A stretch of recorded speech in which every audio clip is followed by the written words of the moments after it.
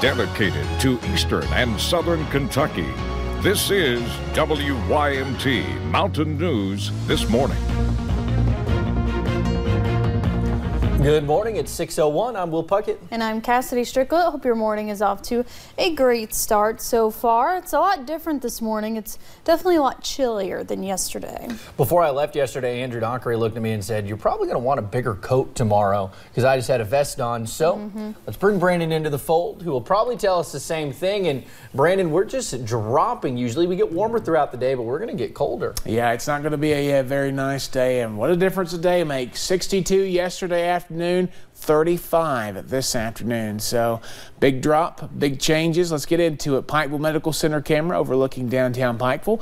No major issues this morning there or in Hazard. Outside the WYMT studios, a quiet across the region this morning. And final stop is Whitesburg overlooking the city there, and a beautiful view and no precipitation. You see that on the satellite radar. A few clouds drifting through parts of eastern Kentucky, southwest Virginia, and southern West Virginia, but for the most part, everybody pretty quiet this morning. Now down to 39 in Prestonsburg. Ashland, the only holdout there at 41. Temperatures continue to fall. 37 London, Hazard, Jackson, and Harlan. Williamsburg as well. 34 in Wise, the cool spot.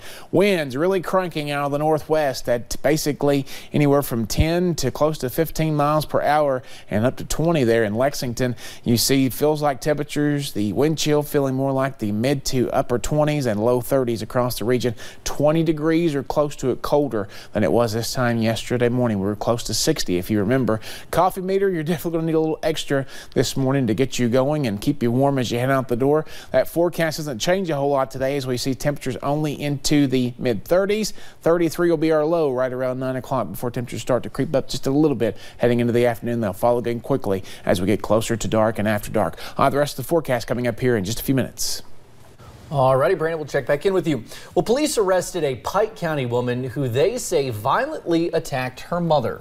We first told you about this story Monday night, and police say she hit her mother in the head with a frying pan, then stabbed her multiple times. WYMT's Marianne Fletcher talked to people in the area about the alleged assault. An unusual weapon. The kitchen pan was involved also, which she struck her mother with. Chris Edmonds with Pikeville Police says Ashley Estel hit her mother, Ursula Hamilton, over the head with a frying pan and then stabbed her several times. You know, you're starting to see more violence with newer drugs coming in. Many in Pikeville were shocked to find out the details. How does a daughter do that to their mother that's took care of them? You know what I mean? Terry Mitchell says she's not surprised to learn drugs may have played a role. Drugs destroys families. It destroys everything. Barbara Howell agrees.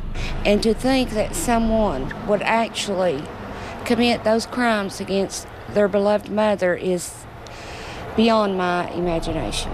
Police say Ursula confronted her daughter about possible drug use. Just terrible combination of things, and they actually put that into their bodies. Sue Meadows offers a piece of advice for Ashley. I couldn't believe it. I mean, if she has a problem with her mother, she should have just left. And Barbara hopes Ursula has a smooth recovery. My heart goes out to the mother, and I pray for her recovery. A mother-daughter dispute in Pike County. Marianne Fletcher, WYMT Mountain News. We reached out to Ashley Estel at the Pike County Detention Center, but she did not want to talk with us. She faces charges of assault and resisting arrest.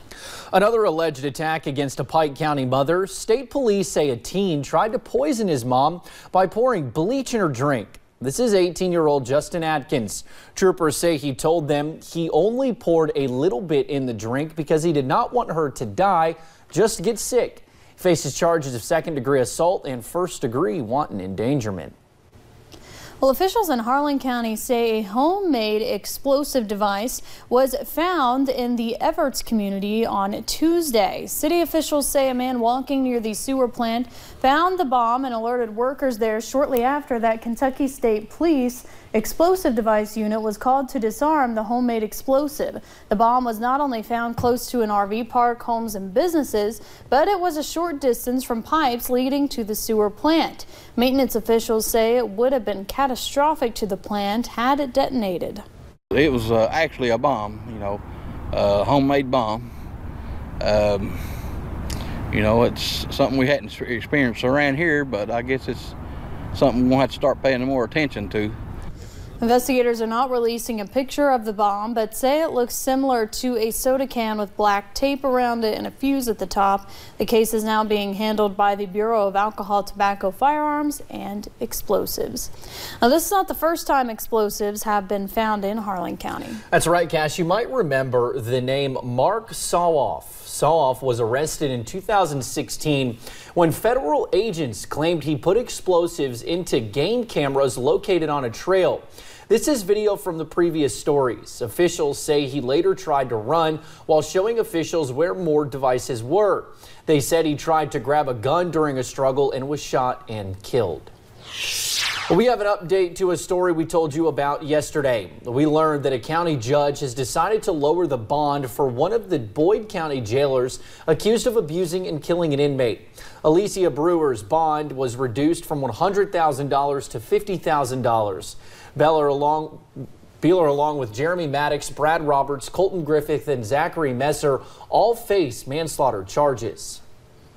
Well, yesterday afternoon, a jury began deliberations in a Laurel County murder trial. Antonio Johnson is accused of using a hammer to kill his brother Anthony at a home on Robinson Creek Road back in 2016.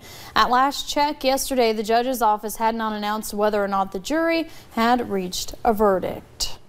Yesterday, a Michigan family said goodbye to a family of 5 killed over the weekend here in the Bluegrass. The Abbas family was killed early Sunday morning after they were hit by a suspected drunk driver. Police say that driver, Joey Lee Bailey, was going the wrong way down I-75. He also died in the crash. Now, we learned Bailey was originally from Floyd County. You can find a statement from his family on WYMT.com. And now, well, people are asking, how was he driving the wrong way on the interstate? And a 911 call might be shedding light on some answers. A caller reported seeing a vehicle possibly driven by Bailey getting onto Interstate 75, going the wrong way at the Paris Pike exit. Surveillance video from a business appears to show a white pickup driving the wrong direction on the interstate that night. Now, yesterday, prosecutors pushed a judge to set a September trial date for Nicholas Cruz in the 2018 Valentine's Day Florida school massacre that killed 17 people. However, Circuit Judge Elizabeth Scherer says she is reluctant to move that quickly, saying they still have large amounts of evidence to review and dozens of witnesses to interview. Assistant State Attorney Jeff Marcus asked Judge Scherer for the death penalty trial for Cruz. Scherer instead set another status hearing for February 21st. One of the Wisconsin teens convicted in a 2014 stabbing is appealing the decision to be tried as an adult. Morgan Geyser, now 16, said she stabbed 12-year-old Peyton Lautner because she thought the fictional comic book character Slender Man would kill her family if she didn't. Geyser's attorney filed an appeal in what he calls a criminal justice failure. He said Geyser's admitted motive is proof the case belongs in juvenile court. He also said she did not understand her rights when she gave her taped confession at just 12 years old. The state response to the appeal is due next month. Geyser and now 17-year-old Anissa Wire were both ordered to mental institutions instead of spending time in jail for the stabbing. Lautner survived the stabbing.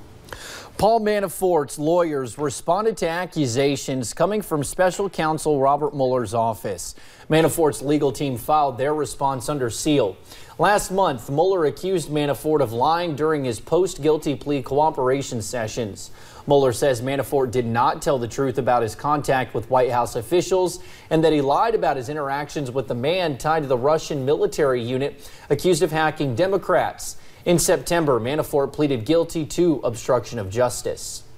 And federal prosecutors in New York have charged the Russian lawyer at the infamous 2016 Trump Tower meeting in a separate case. Natalia Veselskova faces charges of obstruction of justice in a money laundering case. That is according to an indictment that highlighted her ties to the Russian government.